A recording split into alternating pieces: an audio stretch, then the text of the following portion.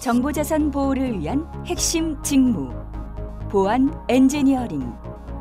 이번 시간에는 조직의 보안 사고 사례를 분석해보고 보안 사고에 대한 대응과 개선 대책을 수립해 보겠습니다.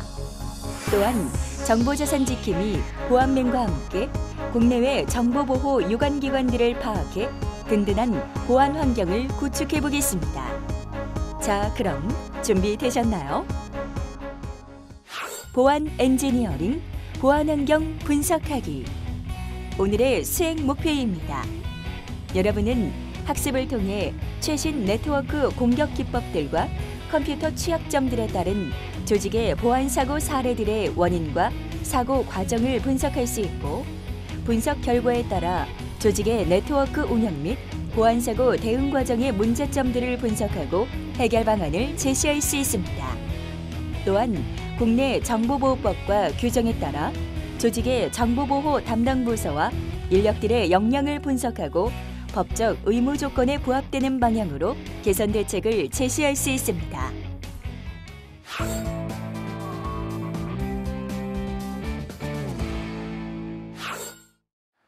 대한민국의 모든 정보 보안이 이루어지는 그날까지 여러분과 함께 보안 엔지니어링에 대해 알아볼 정보보안 지킴이 아나운서 박다은입니다.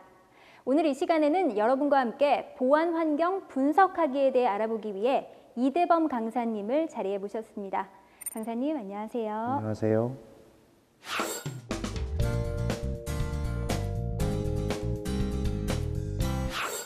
네, 강사님, 이 사고 사례를 알아보기에 앞서서 이 보안 환경이라는 게 무엇을 말하는 건지 설명을 해주실 수 있나요? 네, 보안 환경은 조직의 각종 보안 위협으로부터 주요 정보 자산을 보호하기 위해 정보보호 관리 절차, 그리고 물리적, 기술적, 관리적 보호 대책을 체계적으로 수립해서 지속적으로 운영 관리하기 위해 종합적인 정보보호 관리 체계 등을 말합니다. 그렇군요. 최근에 다양한 방법에 의해서 보안 침해 사고가 증가하고 있다고 들었습니다. 우선 전자금융 사기, 악성 앱 등 모바일 환경에서의 위험이 크게 증가하고 있잖아요. 그렇습니다. 스마트폰 사용의 활성화와 이에 따른 모바일 보안 위협이 커지고 있는 가운데 전자금융 사기와 악성 앱 유포가 지속적으로 증가하고 있습니다. 그 외에도 최근 보안 침해 사고의 동향이 어떤가요? 첫 번째는 최근까지 다수의 홈페이지 장애를 동시에 유발하는 디도스 공격이 발생한 것으로 분석되고 있고요. 향후 파급력이 큰 다량의 패킷을 전송하여 시스템의 과부하를 일으키는 공격도 증가할 것으로 보입니다. 그리고 향후에는 단기간에 대량의 좀비 PC를 확보하기 위하여 다수의 악성 코드를 경유지를 악용하고 유포 채널도 홈페이지 위주에서 이메일, SNS, P2P 등 다양한 방식으로 변화해 갈 것으로 예상됩니다. 그렇군요. 그러면 이런 보안 침해 사고가 어떤 방법에 의해서 일어나고 있나요? 네, 우선 가상사설망 서비스를 악용하는 사례가 있습니다. 해커가 보안 취약 서버를 점령하고 다른 해커들에게 해킹 공격용 서버로 접속 권한을 판매하는 방식입니다. VPN 서비스용 1723번 포트 사용을 확인하고 그걸 차단함으로써 예방 및 점검할 수 있고, 그리고 동기화 프로그램을 악용하는 사례도 있습니다. 여러 서버들이 동기화를 지원하는 rsync 프로그램을 해커가 주요 서버에 설치하는 기법입니다. 이러한 기법들은 동기화 프로그램 설정 파일인 rsync conf 파일을 점검하여 위협을 예방할 수 있습니다. 네, 최근에는 이 백도어라는 말도 많이 들어본 것 같은데요. 네, 백도어를 악용한 기법도 증가하고 있습니다. 백도어는 주로 리눅스 계열과 윈도우 계열로 나누어서 설명할 수 있습니다. 우선 리눅스 계열을 먼저 설명드리면요. 보안 통신 프로토콜인 SSH 프로그램을 변조해서 백도어로 악용하는 기법입니다. 그리고 윈도우 계열에 대해서도 설명드리겠습니다. 윈도우 계열은 고정키 기능을 사용하여서 백도어를 자동 실행하도록 하는 것인데, 이러한 고정키 방법은 OS에서 사용자 편의를 위해서 기본적으로 제공하는 것인데 이것을 악용하는 방법입니다. 지금까지 이 보안 침해 사고의 사례들을 살펴봤는데요. 그러면 이러한 최신 네트워크 공격 기법들과 컴퓨터 취약점들은 어떻게 수집할 수 있을까요? 네, 공공기관과 민간기관, 국외기관에서 네트워크 공격 기법들과 컴퓨터 취약점들을 공고하고 있기 때문에 이를 통해 정보들을 수집할 수 있습니다. 그러면 이 국내 공공기관의 한 예로 한국인터넷진흥원 등을 통해서 이 보안 정보를 수집하는 방법을 간단하게 설명해 주시겠습니까? 우선 정보보호기관 홈페이지 접속, 검색, 한국인터넷정보진흥원 홈페이지에 접속하고 이후 자료실에 키사 라이브러리 영역 중에서 연구 보고서, 키사 리포트, 인터넷, 시큐리티, 비블리, 그다음 글로벌 ICT 동향, 연구 정책, IPv6, 심층 동향 자료, 기타 법제 동향 자료실 등을 검색하여 필요한 정보를 수집합니다. 두 번째로 최신 네트워크 공격 기법들과 컴퓨터 취약점 관련 정보를 수집하는 것인데요. 한국인터넷진흥원 홈페이지의 자료실, 키사 라이브러리, 기타 영역에서 정보를 수집할 수 있습니다. 세 번째로는 수집된 최신 네트워크 공격 기법들과 컴퓨터 취약점 관련 정보의 가공 수집입니다. 이러한 정보들을 수집하여서 침해 대응에 대응을 할 수 있습니다. 악성 코드는 점점 고도화 또 지능화되어 가고 있는 것 같은데요. 구체적으로는 어떤가요? 네, 현황 및 트렌드를 말씀드리겠습니다. 백신 탐지 우회 기법을 이용하거나 단축 URL을 이용하여서 캡처 코드를 동원해서 탐지를 우회하는 스매싱 등의 공격 기법들이 진화하고 있습니다. 여기에 대응할 방법은 따로 없는 건가요? 아닙니다. 대응할 방법들은 두 가지로 말씀드릴 수 있는데요. 기술적 조치 방법으로 최신 백신 탑재를 최신화하는 것입니다. 자동 분석 도구 사용을 통해서 유사 악성 코드들을 특징 추출, 악성 코드 행위 탐지, 차단 프로그램 등을 개발할 수 있고요. 두 번째로는 관리적 조치 방법으로서 악성 코드 은닉 사이트 탐지 시스템을 통하여 국내 주요 사이트들을 대상으로 악성 코드 감염 여부를 매일 점검하고 악성 코드를 탐지해서 삭제 조치할 수 있습니다. 그것과 더불어서 악성 코드는 난독화 또는 탐지 우회 기법이 적용되어서 고도화되고 있으니 이에 따라서 이러한 고도화된 악성 코드를 효과적으로 대응할 수 있는 고급 전문 인력들의 양성이 필요하겠고요. 그리고 진화된 악성 코드에 대한 탐지 분석, 대응 능력을 갖춘 전문 인력 수요 증가에 따른 것을 유념하셔야 될 것 같습니다. 네, 강사님 말씀 감사합니다. 지금까지 조직의 보안 사고 사례 분석에 대해 알아봤습니다. 배운 내용을 다시 한번 확인해 보겠습니다. 최근 전자금융 사기 및 악성 앱 등 모바일 위협과 동시 다발성 디도스 공격이 증가하고 있습니다. 지능적인 악성 코드 증가로 새로운 보안 취약점이 빈발하고 있습니다. 공격 기법으로는 가상 사설명 서비스 악용, 동기화 프로그램 악용 등 다양한 기법이 있습니다.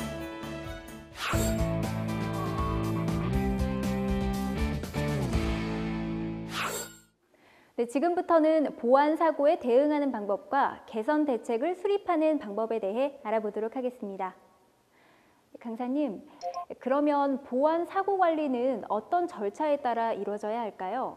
네, 보안 사고 관리는 크게 대응 계획 및 체계 구축, 두 번째 대응 및 복구, 세 번째 사후 관리의 절차로 이루어집니다.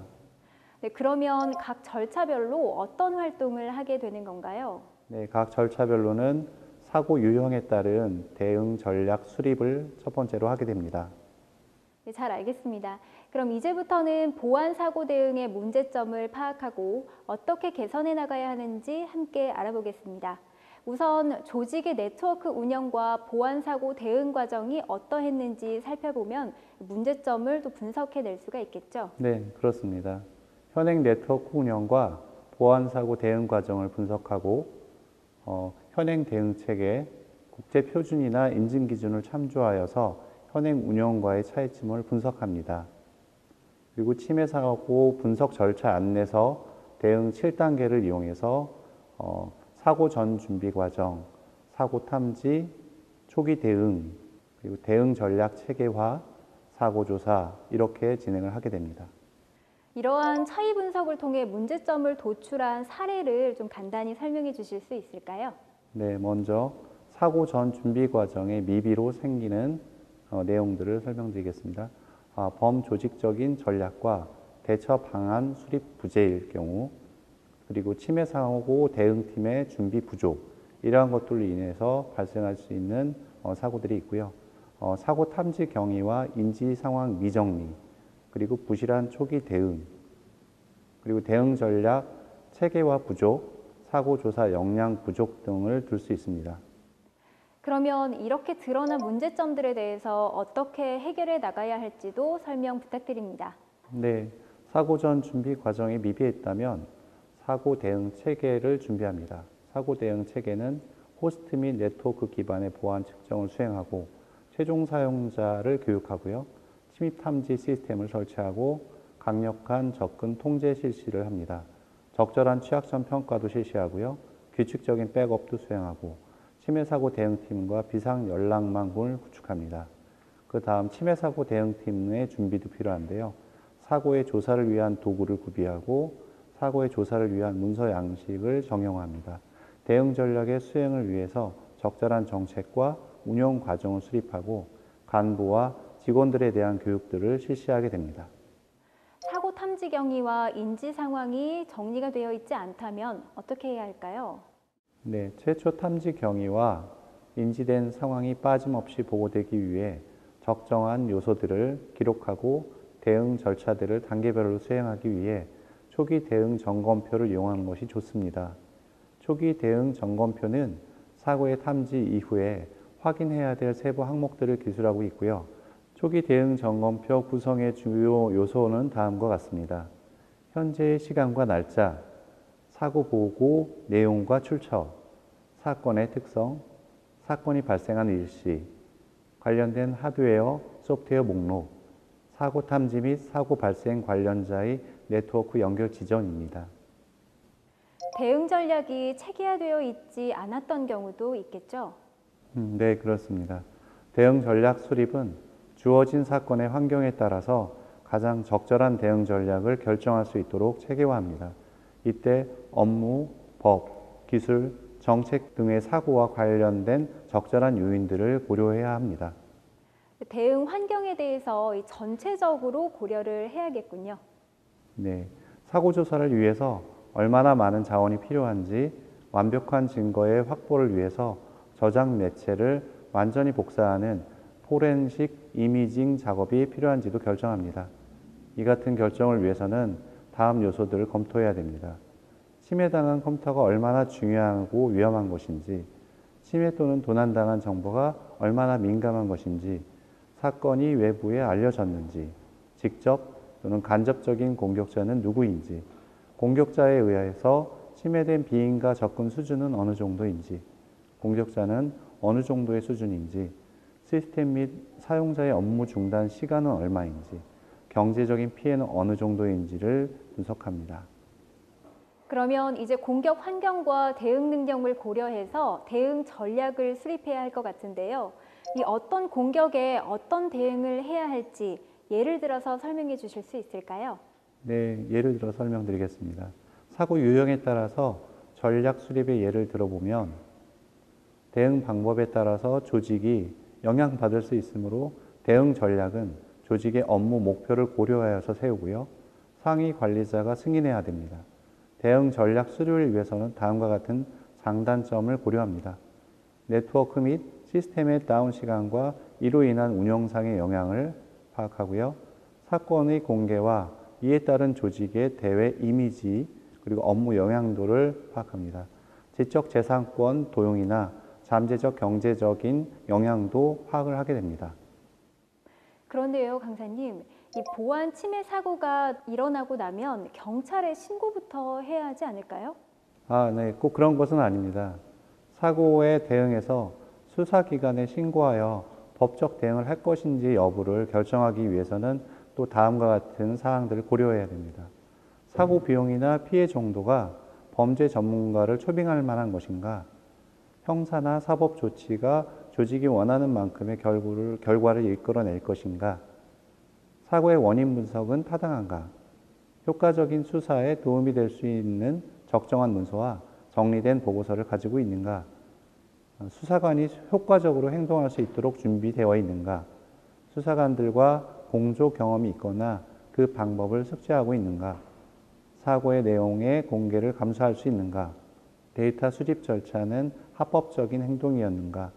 법률의 분쟁이 사업 수행에 있어 어떠한 영향을 줄 것인가 등이 파악되어야 됩니다. 이어서 사고 조사 역량이 부족해서 대응을 제대로 하지 못한 경우에는 어떻게 개선해야 할지 알아볼까요? 네. 누가 무엇을 언제 어디서 어떻게 왜 등의 사항들을 결정하기 위해서는 사건의 조사는 호스트 기반과 네트워크 기반의 증거를 구분해서 조사하게 됩니다. 이 증거를 수집해야 한다는 말씀이신가요? 네, 그렇습니다. 증거를 수집하는 방법으로는 데이터 수집이 있는데요. 데이터 수집은 사건 분석을 위해서 범행들과 단서들에 대한 수집입니다.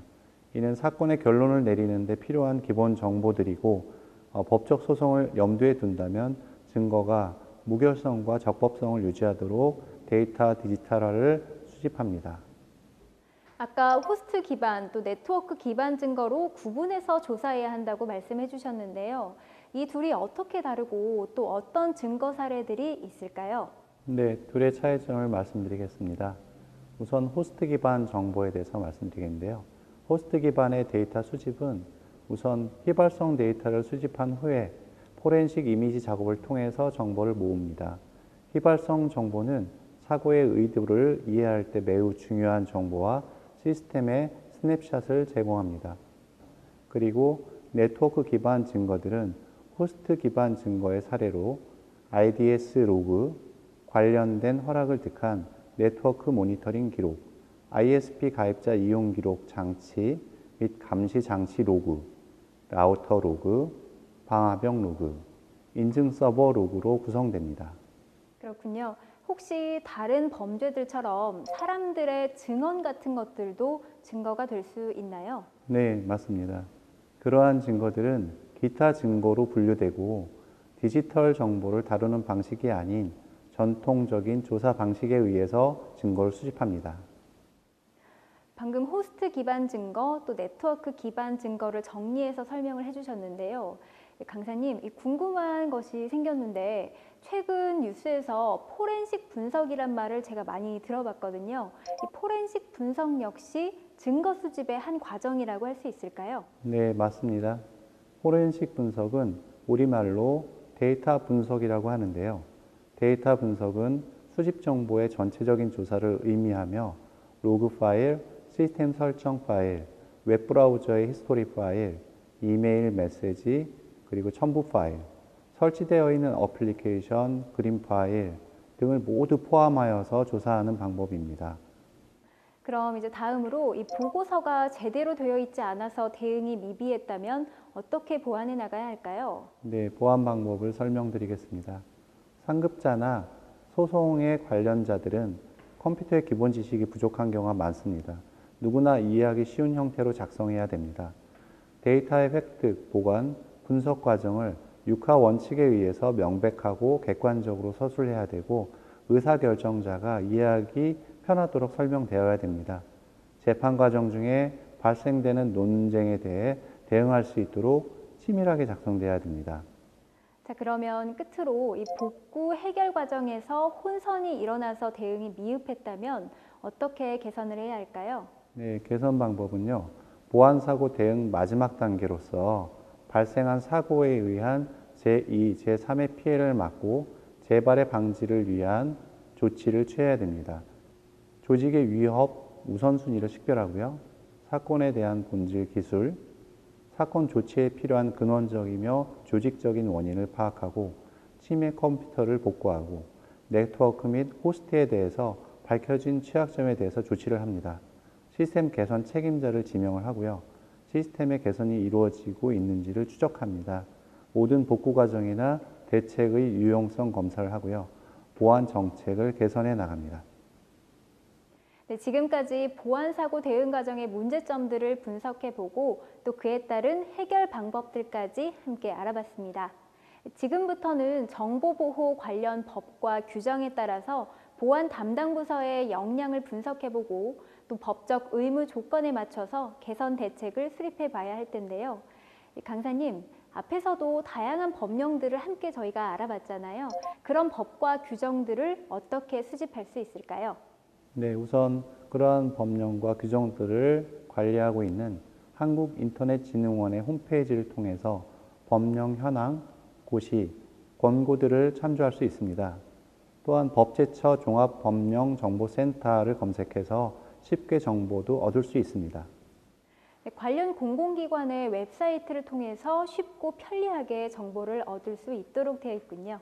자, 그러면 기본 정보들을 이렇게 습득을 했다면 이제 우리 조직이 어떤 역량을 갖췄는지 분석해 보도록 해야겠죠. 강사님, 먼저 우리 조직 내에서 정보보호 조직의 구성 먼저 파악해 봐야겠죠. 네, 정보보호 구성은 총괄 책임자와 정보보호 관리자, 정보보호 책임자, 그리고 부서별 정보보호 담당자로 구성이 되어 있고요.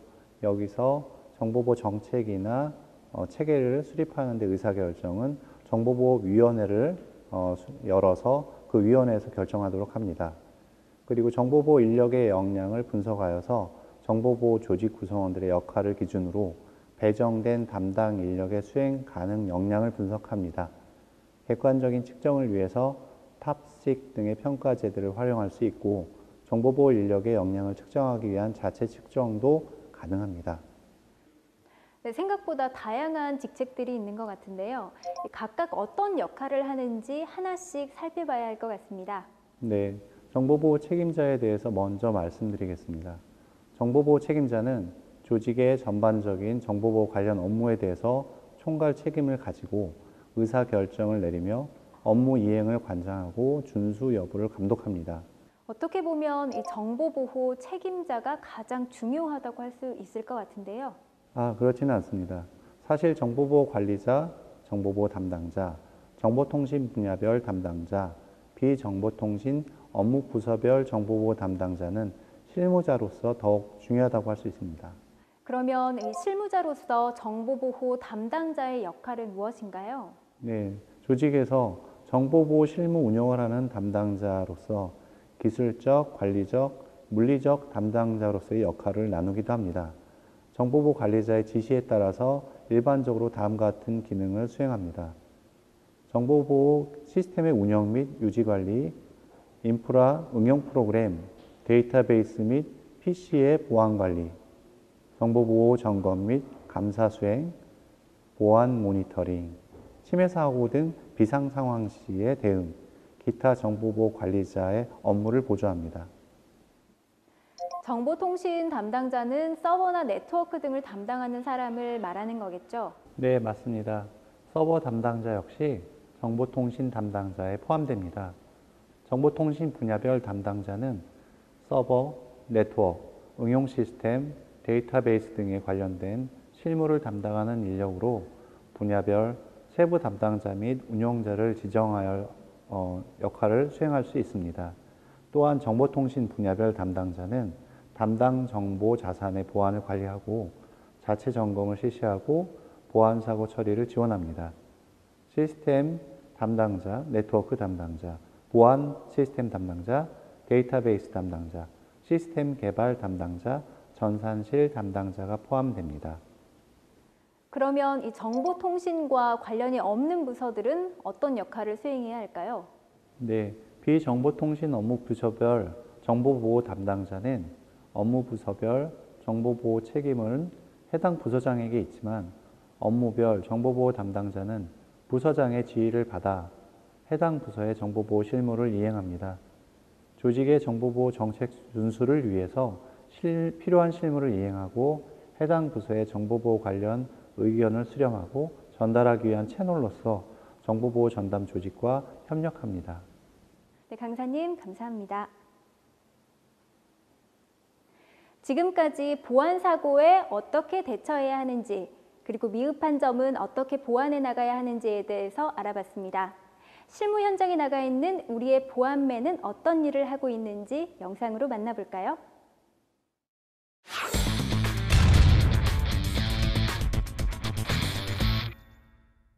보안맨 업무에 집중하느라 업어가도 모르겠네요. 아니, 웹서핑을 하고 있는 건가요? 아니라고요? 아하, 최신 네트워크 공격 기법들과 컴퓨터 취약점들에 대한 정보를 수집하고 있었군요. 그럼 여기서 잠깐! 강사님, 정보보호 관련 기관들에는 어떤 것들이 있나요? 국내외 정보보호 유관기관들이 공고한 내용으로 최신 네트워크 공격 기법들과 컴퓨터 취약점을 수집할 수 있습니다. 정보보호 관련 공공기관은 위탁 집행형 준정부기관인 한국인터넷진흥원, 기타 공공기관인 한국전자통신연구원 등이 있습니다.